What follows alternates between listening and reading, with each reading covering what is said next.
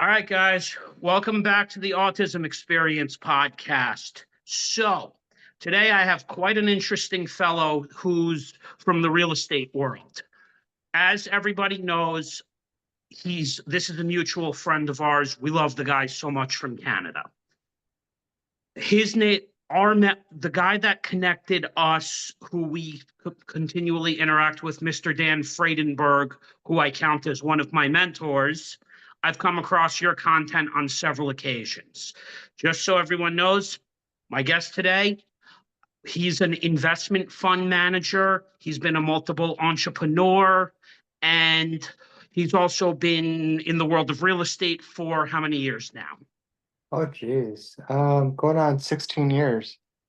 16 years. We'll talk a little bit about that today, but he's definitely a much more experienced, seasoned real estate investor, and he's got a lot to talk about today. So this is Andrew Rosenberg, everyone. Let's get started. So first question, since this is Autism Experience Podcast, is there anyone in your family who was born or diagnosed with that challenge? We haven't in our family, but some of my friends growing up, had siblings, and then some of my friends have children now that they're dealing with the challenge of autism, and yes, I'm familiar with it, but not as familiar as I probably should be. You don't necessarily have to be, as long as you're knowledgeable of it. What my podcast serves as, even when I have different people like yourself on, is the content, as I revealed this week on some of my posts, and I did a short video on this. I'm basically trying to show the younger generations, and I think your kids were born after 1997, because I caught in that podcast that you did 2 years ago that you have a son, but I wasn't sure if he was born after 97. After 97. Okay, so then yes. So by that statute, since you were born in 1965, we put you at the start of Gen X, I was right? actually born in 75. 75. 75? Yeah. You're I'm old around enough. I'm the only age 49. I'm of not one that of old. my other big mentors, Billy, out in Los Angeles. So I wasn't sure, where in Gen X we would have counted you, but it's okay. All right. You only have, what, like 10 years over me or something like that? I was born in 1985. Oh, okay. Yeah, just 10 years. Yeah. Yeah, no, it's not bad at all. So I think what I'm going to start with is when you went to college, and this was in the state of California, right? Actually, I went to school in Massachusetts. Oh, what was that experience like? Oh, it was a tremendous transition coming from Hawaii, where I grew up. The cultures are very different. Weather's, quite different. It was a wonderful experience, though, for me to really see a totally different side of the country, and, you know, just different cultural norms and everything. It was a fabulous experience. I was very lucky. What school did you go to in Boston? It was a school called Babson College. So it's about 30 minutes southwest of Boston in Wellesley, Massachusetts. So Okay, not, yeah, we're famous Wellesley College. yeah, not far from Wellesley College and the Wellesley Country Club. And, growing up, going to college in the suburbs without a car, I spent those 4 years primarily just right on campus. Occasionally we took the train into the city, but I loved just the college life right on campus. It was a beautiful, beautiful campus, small campus. And your major was what? Accounting? Yeah, that was funny thing was I loved finance, and I always loved stocks. And I bought my first stock at 13. That was what I was really into. And I got to the college, and immediately upon getting there, all the finance professors left, and they had a tremendous faculty. And so I just talked to my academic advisor, and he said, well, you could still do finance, or at the time, this is circa early mid 90s, the accounting division was outstanding, very incredibly good professors. And he said, why don't you do accounting? It's very close. And accounting, if you really know a corporate accounting well, GAAP accounting, you can really tear apart the financials of publicly traded companies, and you'll really have a leg up on some of the people you're going to be competing against. So I decided, okay, we'll do accounting. It's close enough, and I was very fortunate. Had really tremendous, outstanding professors. So I caught in the Best CRE podcast when you spoke about your first stock. What was it? What stock were you bought? And was it taught as a lesson from the book Rich Dad, Poor Dad? This would have predated Rich Dad, Poor Dad. Essentially, six Jewish old ladies from my mom's little hometown in northern Minnesota put in $60 each. There was six of them, and they gave it as a gift together. But there was a catch. It was you have to buy a stock, and you have to do your own research. So, and I'd done my own research, and was reading Fortune and Forbes magazines, and reading the Wall Street Journal paper edition back then. This is all pre-internet, and Right. the stock I that actually, I can Mhm. say this as an elder millennial. I will probably be one of the last ones who grew up reading traditional paper newspapers before all of it went digital. That was my childhood, early 2000s. Yeah, it's hard to imagine a world now without the internet and digital, but yeah, I remember waiting excitedly to get my Value Line subscription, and it was like I don't know, so much paper, and it would cover different stocks, and it was like a monthly production that would come in, and you couldn't wait to get it. And now the information would be incredibly outdated if you're paper publication in the mail, but that was the 90s. Um, so yeah, we looked at jam Smuckers, Smuckers jams and jellies and Folgers coffee, and frozen pastries and things like that. And I felt comfortable with it. It was something I could see in a store. I could understand profit margins of, those kinds of products. And the stock was relatively trading at a low price to earnings basis. I bought it at $60 a share. It went to 80, made 20 points. And that's what, 30%. And I was hooked. The idea that you could make two phone calls at the time. My father had to make the phone call to the brokerage because I was a minor at the time. And, you can make money buying and selling stocks. I mean, this was the wildest thing to a 13-year-old. I was hooked. And it's funny because to buy stocks back then, I had done a bunch of research. The only thing the thing I didn't like about back then is if you wanted to have a brokerage account, they had higher buy-ins at that Mhm. stage, in the late 2000s, starting to go into the 2010s. But then when we started going more digital, now you have platforms like Fundrise, now, Mhm. which I started out with their flagship, you know, what is it, real estate investment trust at like $10 biweekly, which is 20 a month.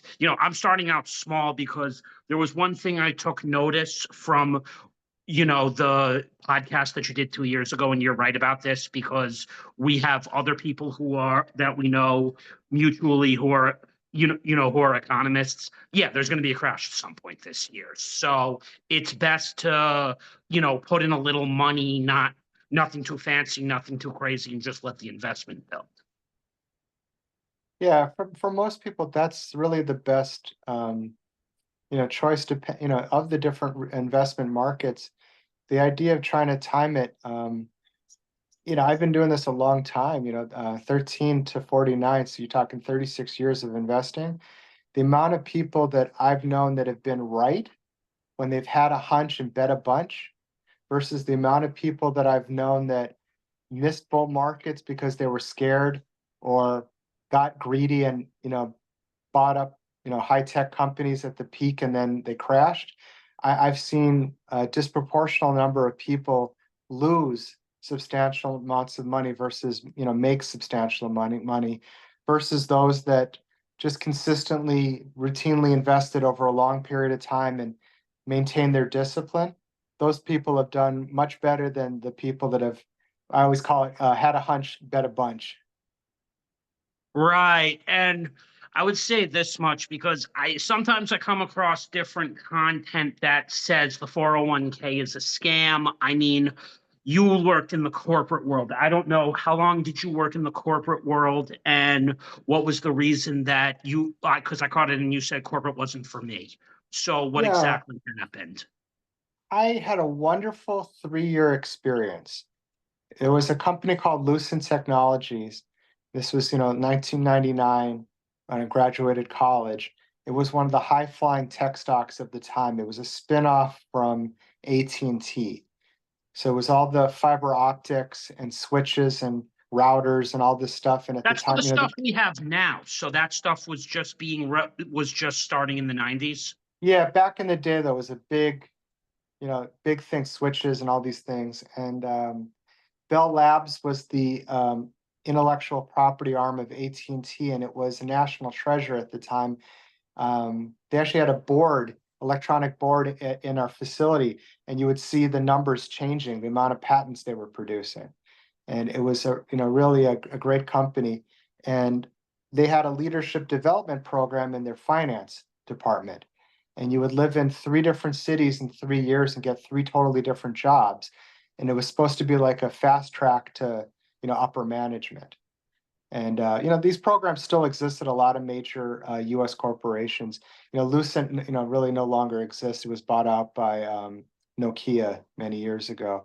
But yeah, I was very lucky. I started working in New Jersey, transferred down to Atlanta, worked in cost accounting in a fiber optics facility, and was just, fascinating learning, all about fiber optics, and being in a factory was, very exciting.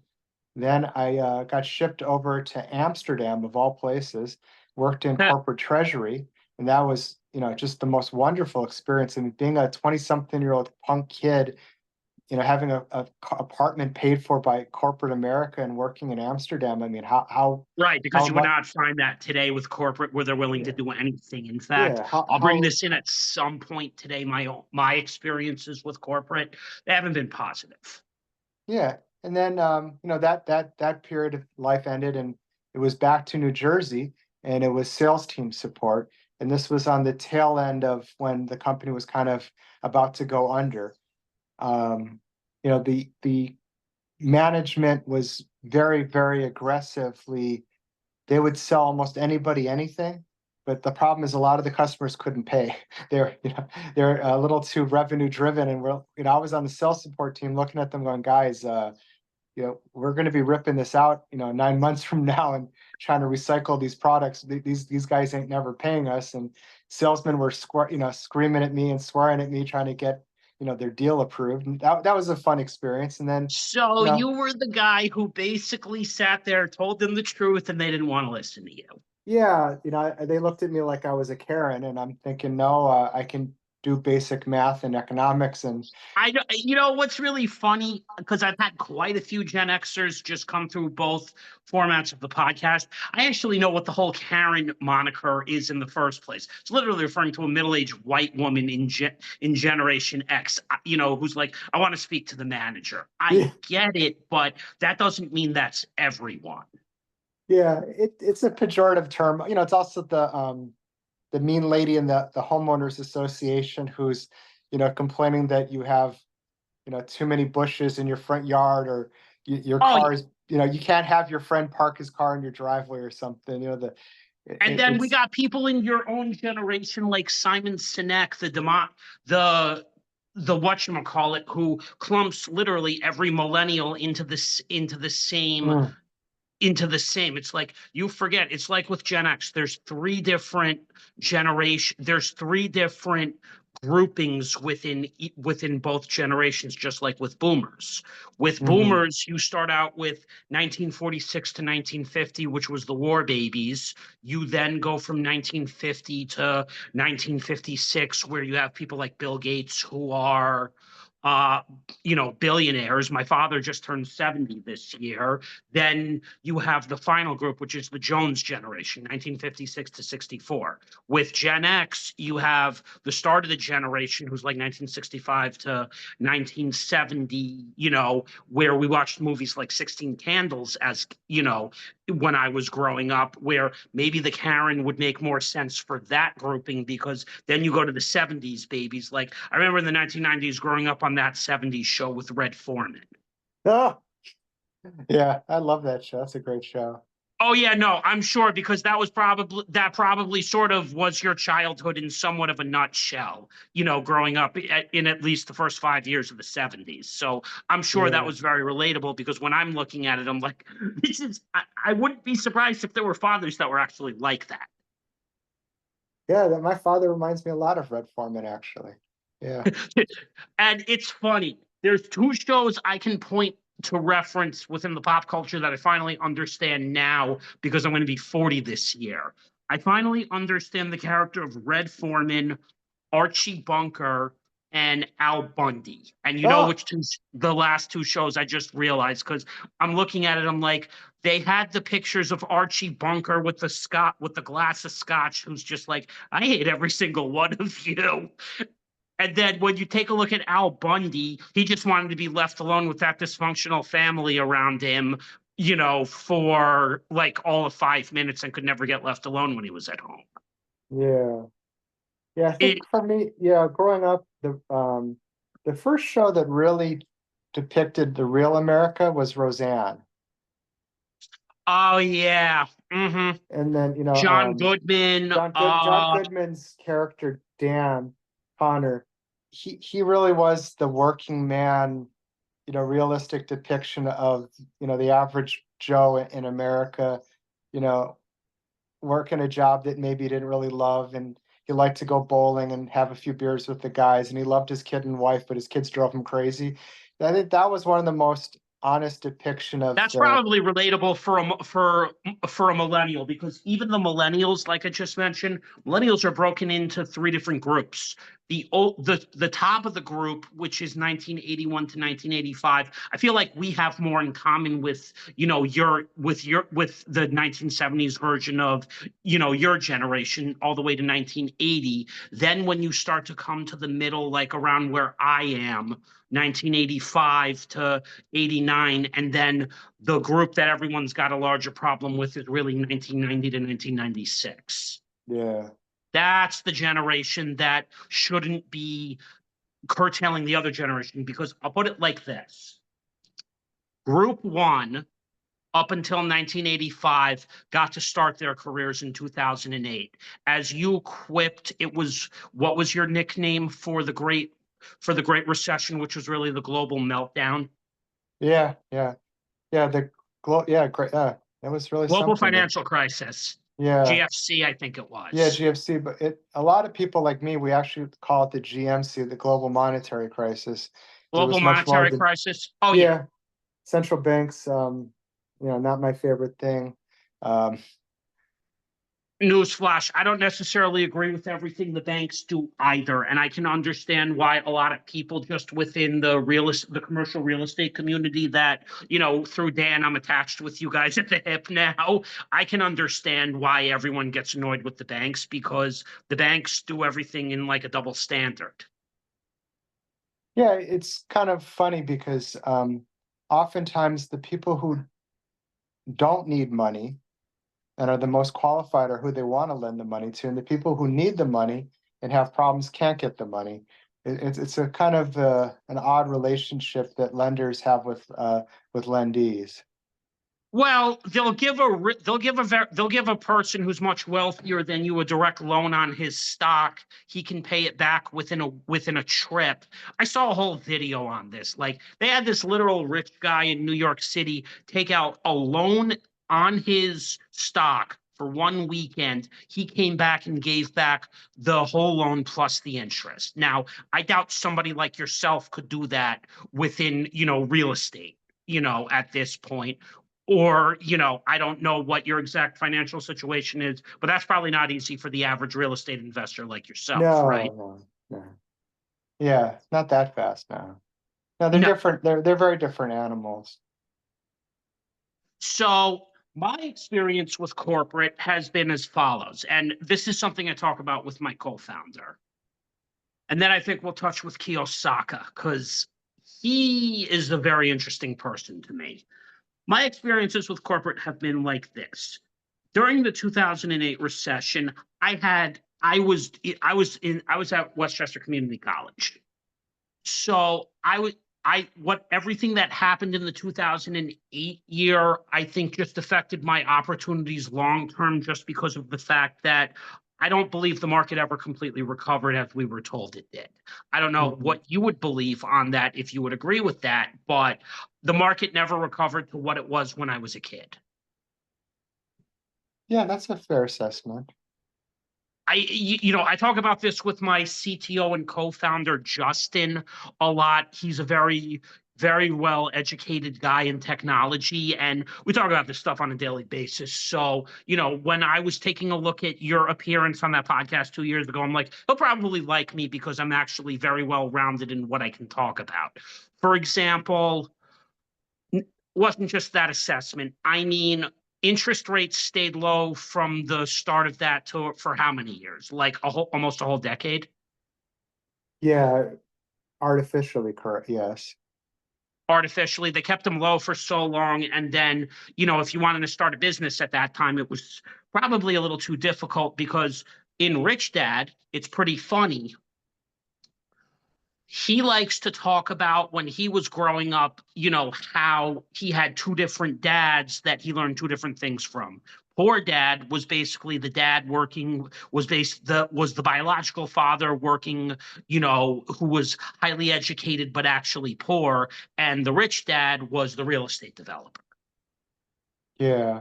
I mean, So it's we pick interesting winners and because losers, you know? uh, I mean, it's the tax code and the way we artificially manipulate interest rates.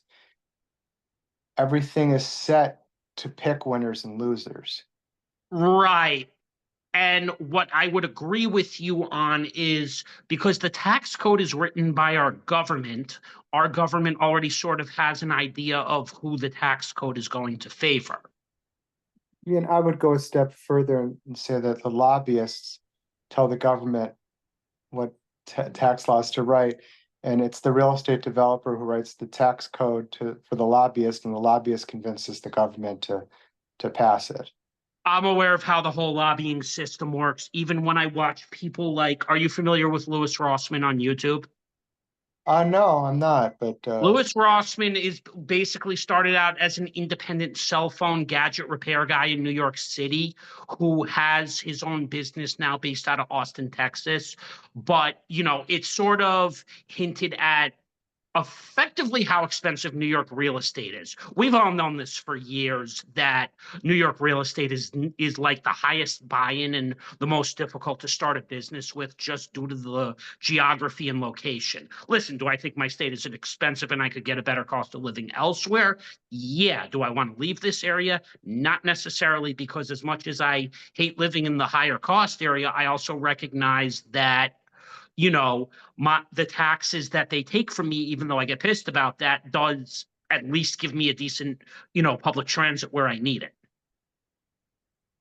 Just because of the fact that I live in a metro area. Now, do I like what the government in my state does? No, that's a clown show. yeah. No, it's a complete clown show. You will, most other people similar probably to what you've experienced, they get mad because I tell the truth, the whole truth, and nothing but the truth.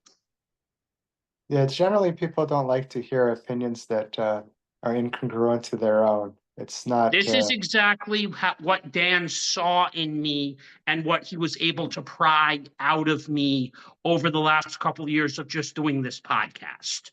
You saw the episode I did with him last talk year where about I played yourself. chess, where, it was basically mentor and mentee, which I know is very big in the real estate industry. Now, what what does mentoring involve within the real estate industry, and were you mentored when you transitioned from corporate to real estate? Yeah, the real estate I had to figure out more on my own. Um, we had I'd seen, the stock, yet another stock market crash. I don't, that was my second stock market crash that I'd 2008. seen. Yeah, and I remember the 2000 tech crisis, and then, obviously I wasn't investing heavily yet on 1987, Black Monday. But it was already the third stock market crash of my life. And not that I'm not opposed to stocks by any means, love stocks, but I'd realized, hey, let's diversify a little bit more, and we'll get into real estate. My grandmother had given me some money, and I said, okay, it's come time, we should buy some real estate. And Hawaii is tremendously, tremendously expensive. It is not a cash flow market by any stretch of the imagination. And Yeah, I think that's what Kiyosaka's complained about several times, that when you want to go into real estate, you have to be really weary, especially because I read Rich Dad. I got the impression, because he was talking in almost all accounting terms, the difference between cash flow, what's a good market, what's a bad market. And he's effectively complained for a lot of years that Hawaii's too expensive, yet he still invests and has real estate projects there. well, on the flip side, we have tremendous appreciation because there's a limited supply. And Right. it's still the gateway to the Pacific. So you have a lot of foreign investment coming into Hawaii from Asia. So I mean, there's wonderful aspects in terms of capital appreciation in that sense, and steadiness of capital appreciation. So it just depends on what your purpose is at the time. But when I was a single earner with a wife and a small child, capital appreciation wasn't as important as cash flow. Cash flow would be more important. So I had to leave the Hawaii market. And my father at the time had a vacation home in Idaho. And I would go with him over the years to see this vacation property. And we were seeing how this place was really booming. It was growing. It was in the northern part of Idaho. And there was a lot of Californians that were moving to Idaho for retirement. And we would see nicer and nicer stores coming into this community, and cranes everywhere building. And it dawned on me, the prices are much lower here. Let's do the math. And it turned out it was a cash flow market at that time. And it was a leap of faith for me, investing so far from home. It's not something I could just drive down the street and go check on the property. And we took ended up buying a duplex in Coeur d'Alene, Idaho, and held it for a number of years, and we did very well on it. It was very well managed, and we had nice cash flow coming in, and it appreciated a ton. And then COVID was very good to valuations. There was a lot of people that wanted to get out of the big city during COVID. So, resort towns and more rural areas, the prices had gone up. And So when you all had a this, lot of remote workers moving in that yeah, were and then it kind oddly of allowed became, to. yeah, so it's kind of funny. It went from being a cash flowing property to not being a cash flowing property, because in the sense that the value of the property had gone up so much compared to the rent that was coming in, that we decided to sell that property. But yeah, it's just that was a great experience for our family. That was the beginning of kind of getting used to this idea of we can learn a new market, invest in a new market, have a property manager, and you can manage it remotely. When I had done this was before this was as common. A lot of my friends thought I was crazy. You're going to invest in some state that you don't physically live in. And I said, no, I'm not, I'm not scared. I can do it. You find out there's different Basically, a ways you remote can look at it. landlord.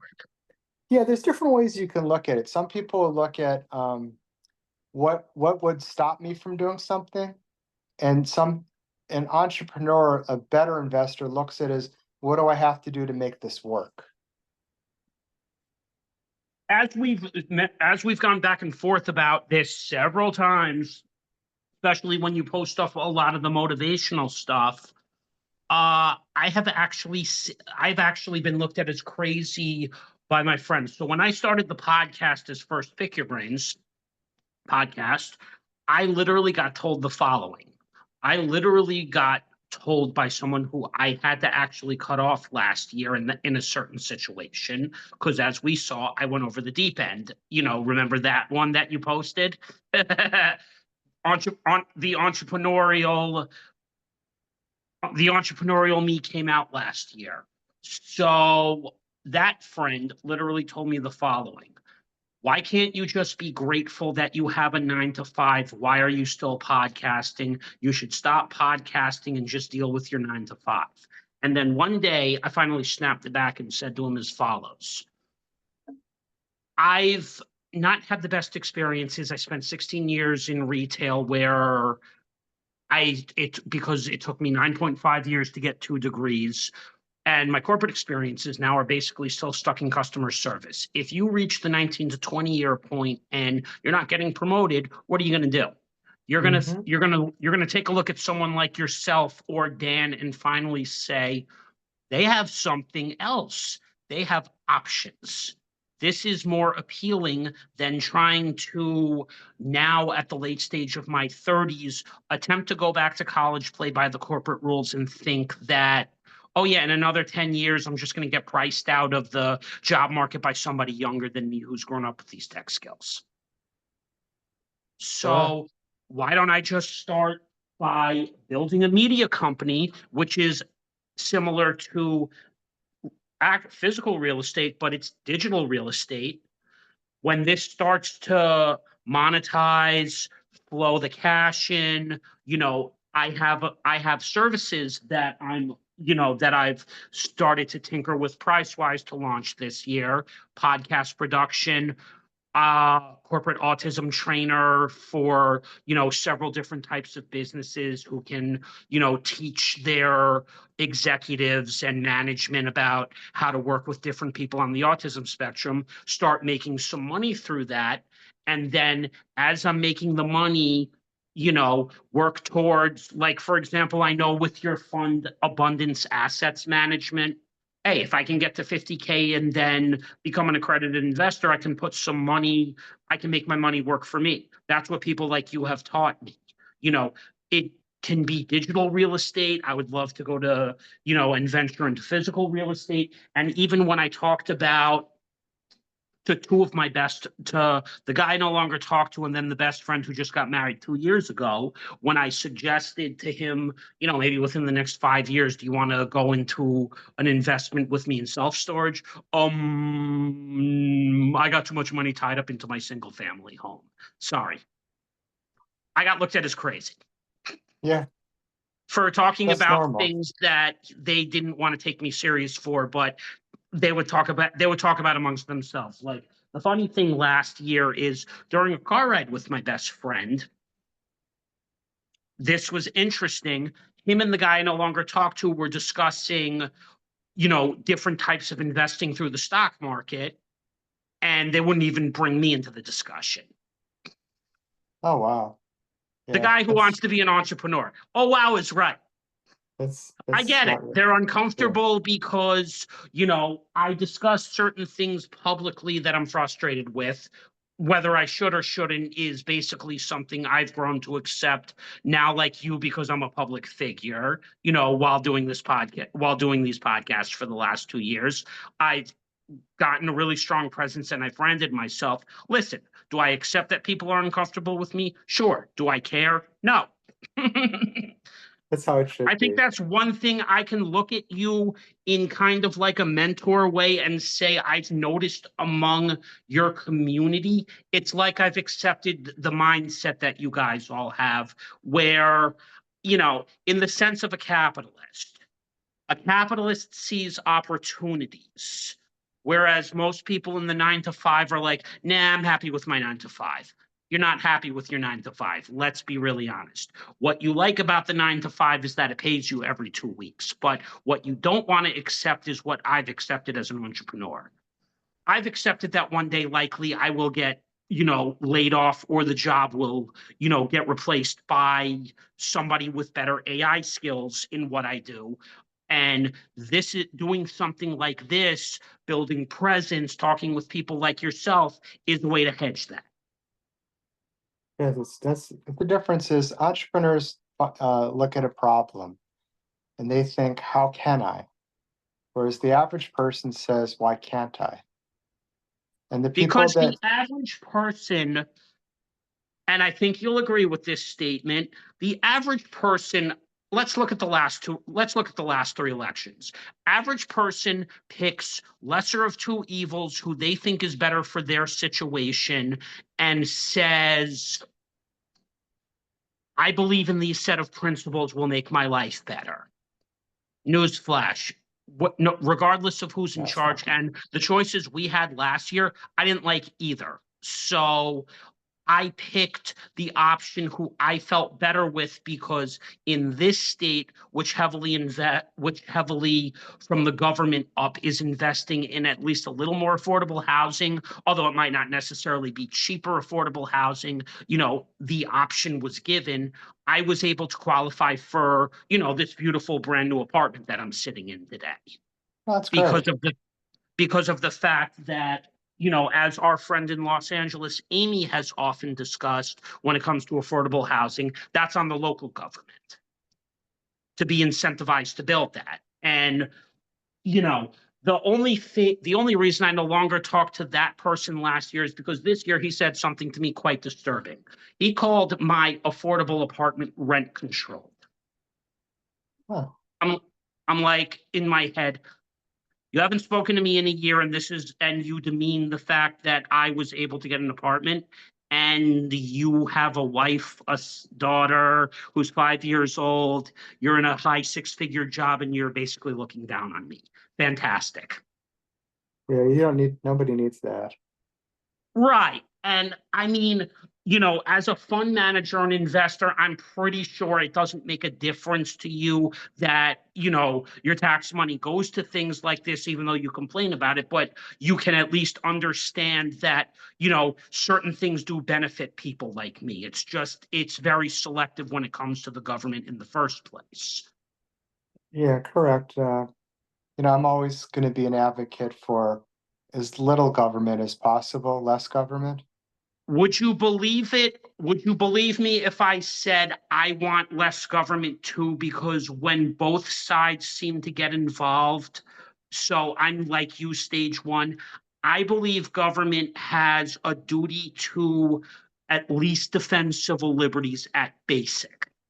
Oh, correct. I mean, the basics, water, fire, police, roads, transportation, they're struggling to just do the basics, yet every politician comes in wanting to solve all the problems of the world. If we would just They give them can't. more power and money. And I'm like, you can't even handle just the basics. We need school districts that can produce children that can read and write and do arithmetic. And we need, you need to have hoses in Los Angeles that when the firefighters connect a hose to the water, hydrant, that there's water coming out. You need businesses and communities need to have safe houses and streets. Businesses can't be getting robbed every 5 seconds. If you can't handle the basics of civil government, I don't really want to give them the keys to more avenues to control our lives when they can't handle the basics. And I don't like corporate bailouts. I think that's a No. completely horrible use of money that I'm getting taxed for when I don't know what the tax rate for somebody like you is as a passive investor or a multifamily investor or a farmland investor. I would imagine you probably pay a little less than I do as a W-2. And well, just it depends on how you do it as a real estate investor, but yes. But still, we pay quite a bit of taxes out here in Hawaii. It's one of the most expensive places in the United States to live. It's probably tied with Amy in Los Angeles, myself in New York, I've and I think you have a few people out in Chicago, if I'm correct, and I know Chicago can get pretty expensive. I mean, Miami, Florida just caught up, as did Austin, Texas. Yeah, it it's all relative though. Oh, There's of different course. choices. There's different choices you can make to reduce your tax burdens. Um, the taxes are breaks are there for certain people. Um, there's a reason why the tax code is written the way it's written. Right. No, I know that. And it's funny because I'm completing my income taxes for the year, even though I don't want to pay them this year. I don't have a choice, but I just filled out a personal income tax, which from my state, I had to pay on federal, but I get back through the state because I also filed as self-employed. Well, that's great. Yeah. And So take the every legal write-off you can. self-employed part of it actually evened out to the fact to when I pay the 255 for the prep. It's quite funny getting that $23 back is nice for, starting a little business that hasn't fully monetized. Because this is the other issue I think people have with starting a business. You're gonna be running in the red for a couple years. Like I'm pretty sure long before abundance in some of your, investments, as I call it, I'm sure you didn't break even at the start, right? Oh, no, no, no. Startup is a very hard thing. And it's why a lot of tech startups fail.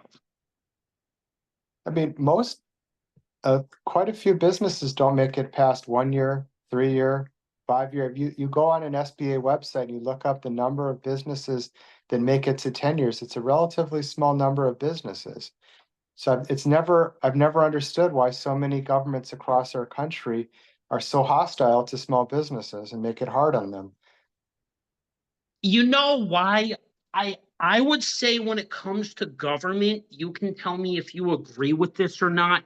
It's the people who make up the government that's the issue. Without Mhm. going into specific candidates, because quite frankly, I don't see them as all different like you. The people who end up in government, let me ask you something. What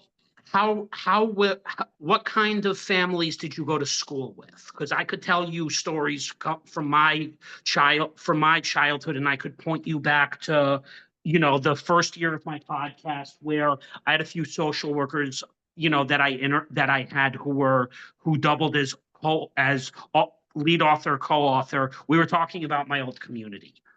I come from originally Cross River. So you're talking about lower middle class to wealthier kids whose families made anywhere between 50,000 to high six figures to millionaire level, business owners in Cross River, New York. So most of these kids, their families had money.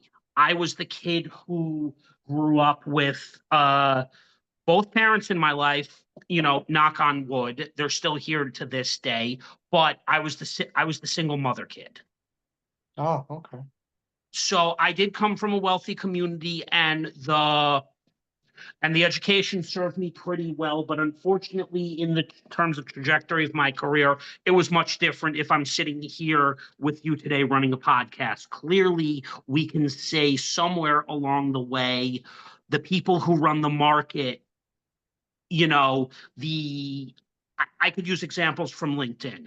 Rejection is redirection. If you've heard rejection for 19 to 20 years of your life, you know, whether it, and I've only had 15 people out of 1,000 tell me you're good enough to work. What are you going to think?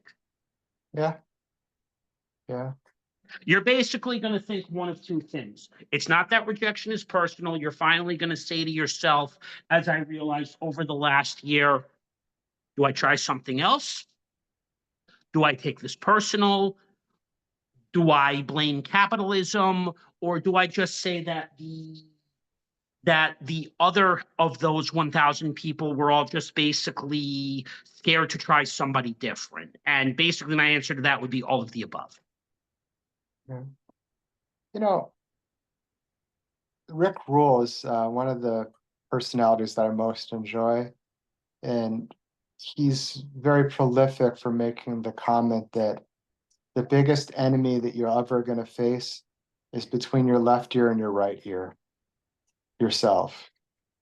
So I can think of that as basically, even though we're Jewish, if you go into Christianity, the devil and the angel. from the Yeah. cartoons when we were growing up. You know, one side tells you you can do anything you want, other side is basically in your ear saying, no, you can't. Yeah. That's the inner voice is the biggest and worst critic that most people I've ever met have faced. You know, for all the He was naysayers that you might deal with, that the worst critic is 11 o'clock at night, you can't sleep, and fear creeps in and says, what about this? And what about that? And we failed this and this didn't go well. Maybe we should can it in. Maybe it's not possible. You know, that's most people's biggest enemy is just that little voice inside that is fearful. You know, and that also probably comes from who we're around, because that's one thing that I think a lot of this community that's accepted me for who I am has finally said. A lot of it is the people around you. If you're around a bunch of people who work 9 to 5, that's what you probably thought you wanted at one point, and you know it wasn't. Now, interestingly enough, since uh Chris, who I spoke to, I think it was November or December, and then you have another co-founder. Were they the ones who started Abundance and then invited you along? yeah, I was actually friends with Chris's co-founder, and then he had introduced me to Chris, and they had asked me if I would like to join them, and I had come on aboard with them. You know, Chris, very much like me, comes from more of an entrepreneurial background. You know, he had owned 2 restaurants, and I spoke with him about that, and that was very interesting to me that he pivoted all the way from restaurants to fund. yeah, restaurants, as you know, it can Oh, be yeah. lucrative, but it's incredibly difficult business. Well, considering food safety standards are a lot different now, and you have to be up on health code and deal with the Department of Health nowadays, it's very difficult unless the It's really labor conditions, to be honest with you. That labor is very expensive, very unreliable, and not easy to come by. And labor issues in particular in a labor-intensive business like a restaurant business, it's not impossible, but the companies that are doing it successfully are doing amazing work because it is very, very difficult owning a restaurant. One of my other business partners briefly owned a restaurant that was doing very well. It was financially successful. He ended up having to close it down because it was just too much of a time sink. It was too difficult in terms of the man hours involved in managing it. So for him, with his background, his other businesses would be getting short shrift in terms of his management attention because this little business, this restaurant, was taking so much of his time. So even though it was profitable, he had to shut the business down. And the only thing that was the difficulty in that business was the labor shortage.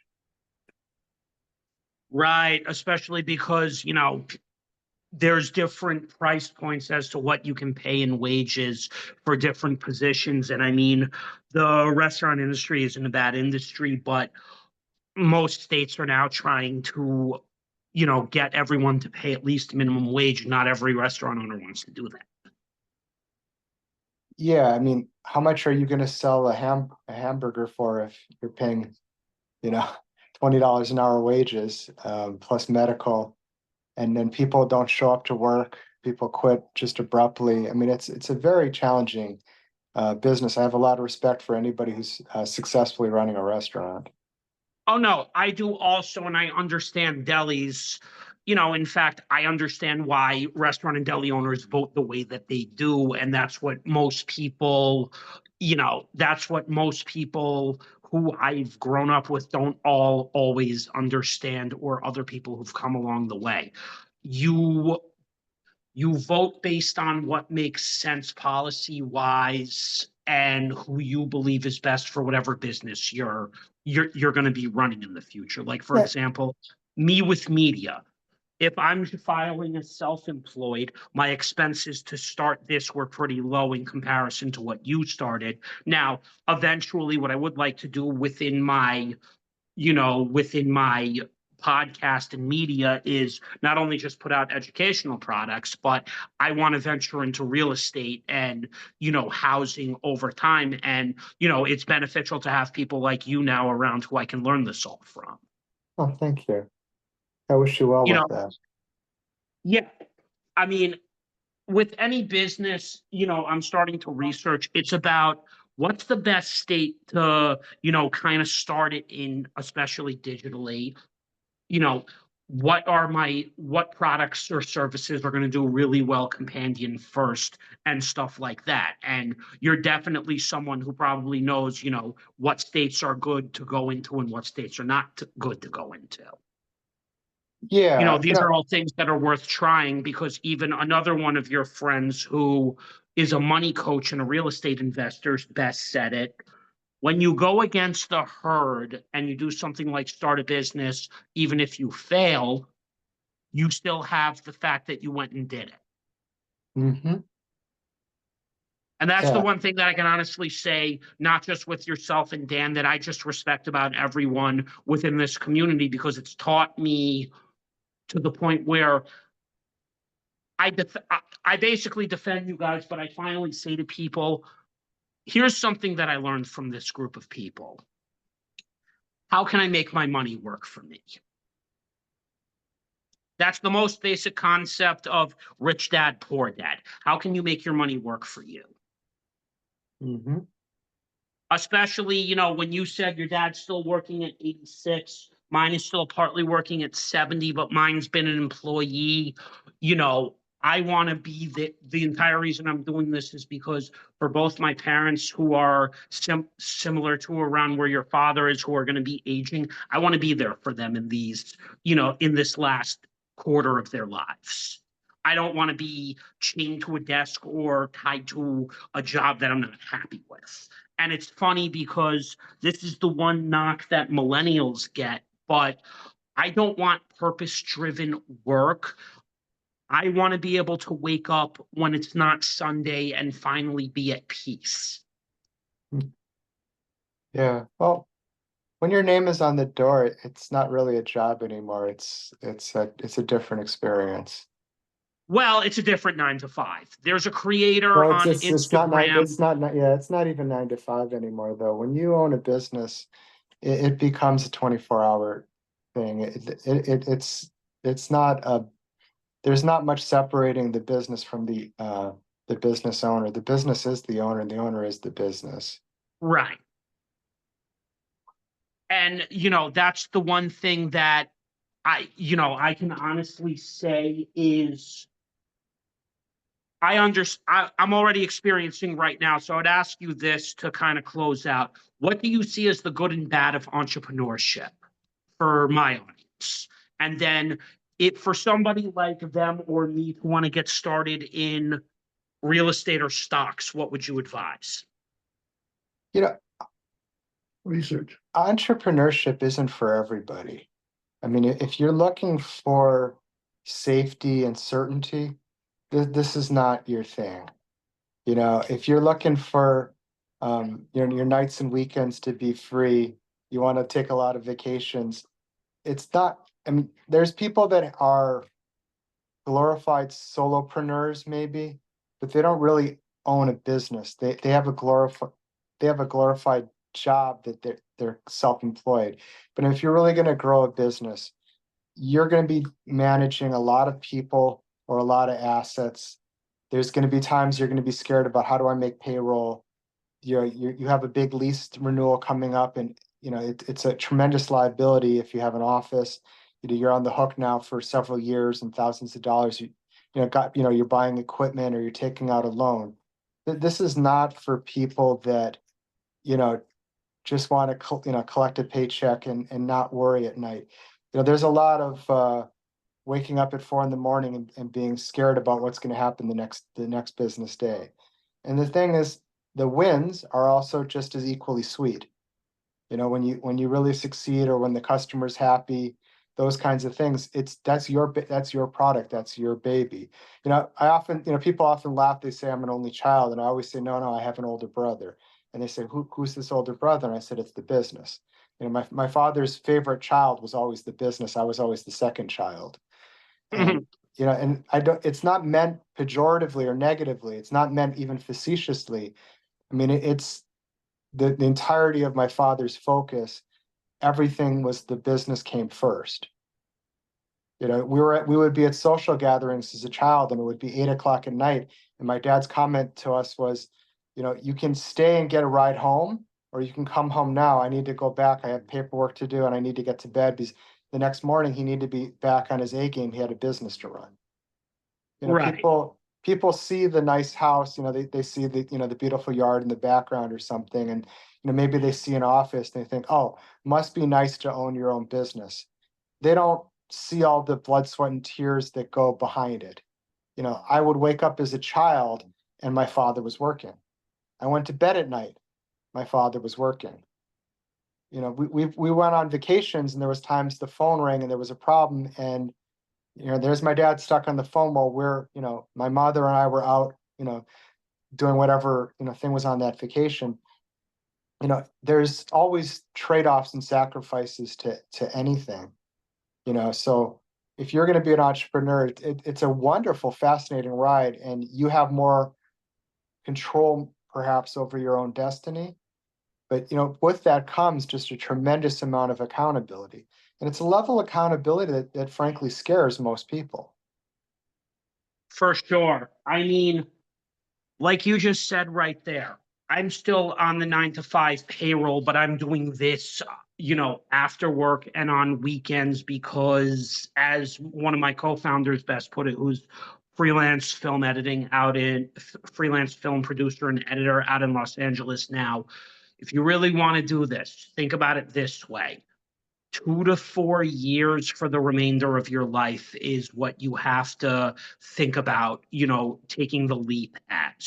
You put the work in for however long it takes before the thing starts to finally pay off slowly, and then you're golden, for whatever it's like. And you're correct, because I find myself sometimes not having complete sleep like I once did, but at the same time, because I only started with a podcast before I launched into digital or physical, service ideas. The reason I started with the podcast was because it allows me to learn from people like yourself and all my past guests about when they launched their idea, what were the good and bad parts of it.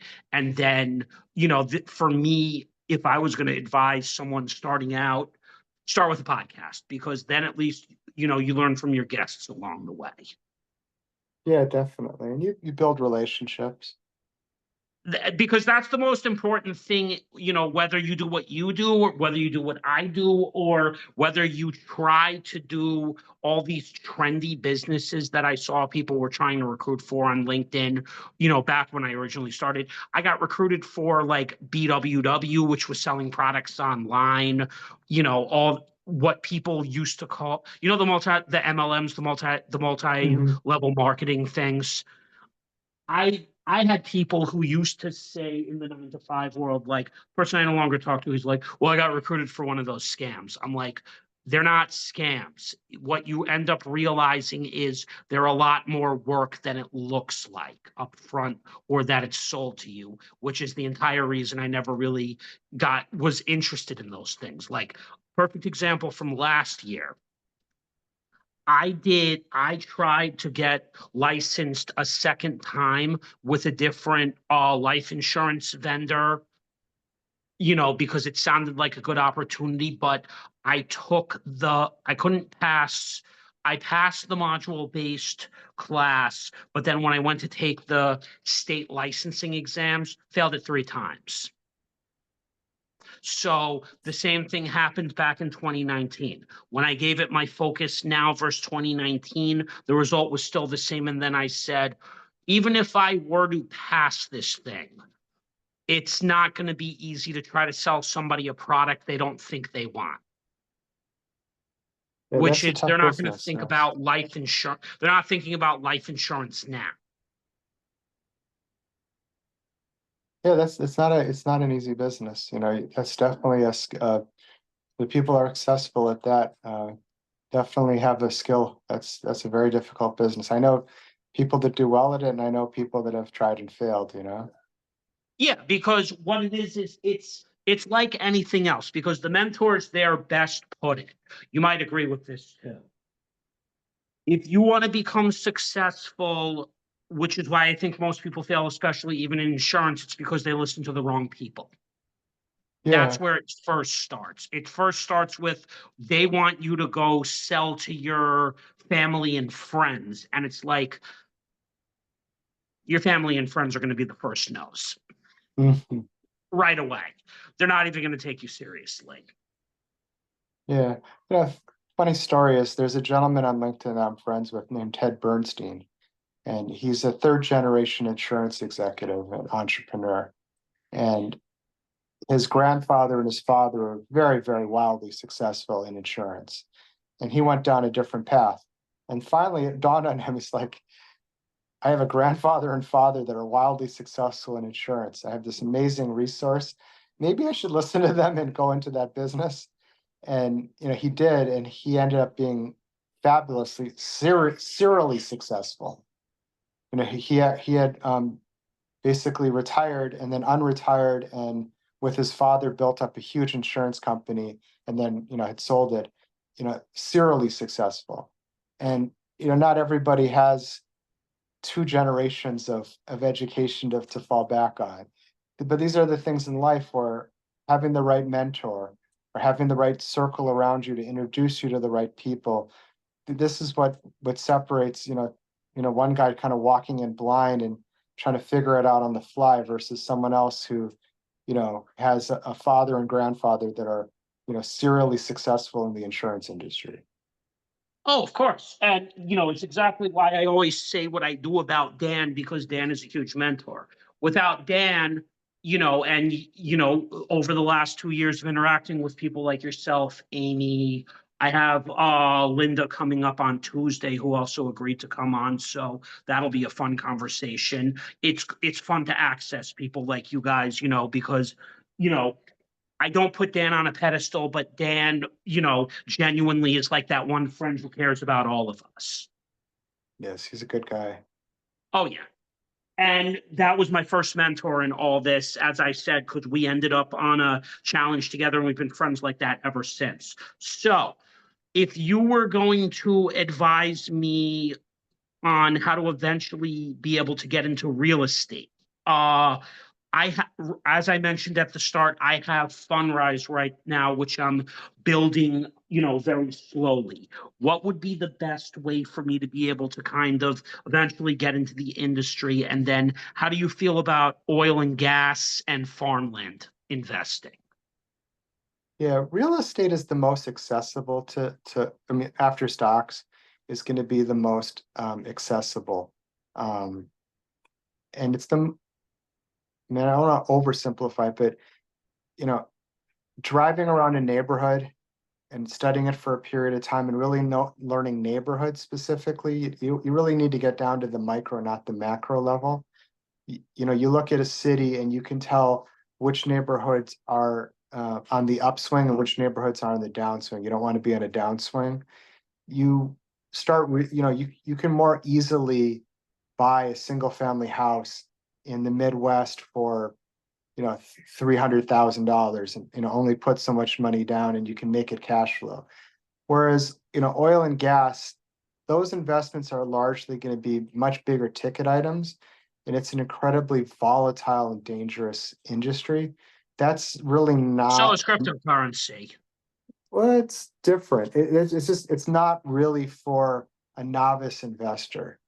No. Um, that's not going In to fact, be it's funny. friendly. I think I caught one side note. I caught a comment in that podcast where you were talking about Warren Buffett. Warren Buffett has almost always said, invest in things that you understand.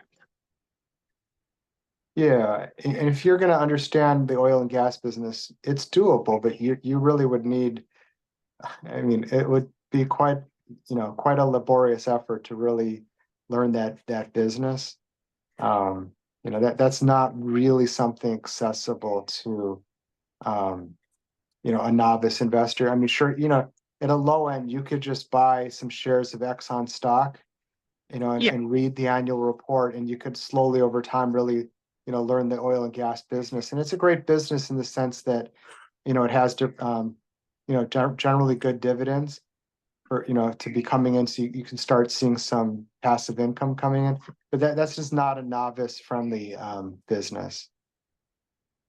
Right. I mean, that's something I would probably do just through broker accounts, like you said, just, go to the big oil companies and buy, stocks that way to start out. I mean, I like real estate because when I look at real estate, even with, the fact that 4 years ago, I didn't even have the money squared away to be able to afford to do Fundrise now. And it's great that I'm able to start doing that now, even though that's a real estate trust. I mean, I'm not going to make money off of it, but, it's a way to start.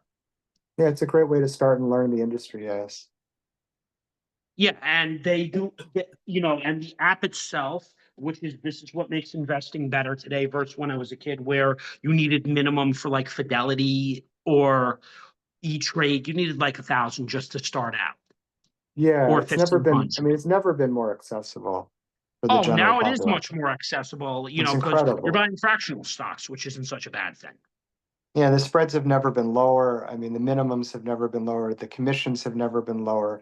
I mean, I remember a time with $45 commissions, and now you have commission-free trading. I mean, it's pretty well. It's things have changed amazingly in the It was really 36 funny. You years. mentioned this last thing. You mentioned this in that episode.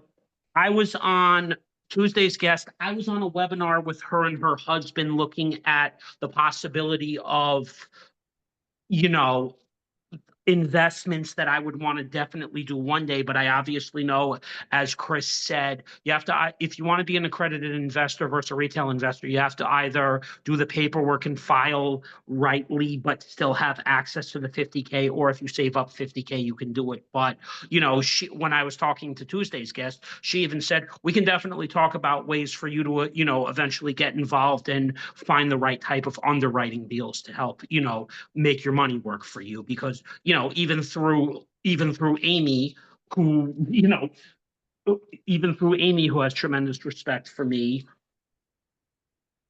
I can sit there and say the idea of investing in apartments, at 50K, to start out, that's not even a bad idea. Yeah, My mind has opened up, since doing this podcast, to a variety of things. And it's just about taking from what I see with you guys and everyone else, and then implementing it into eventually, bringing in cash flow to my podcast, well, through that's great. services.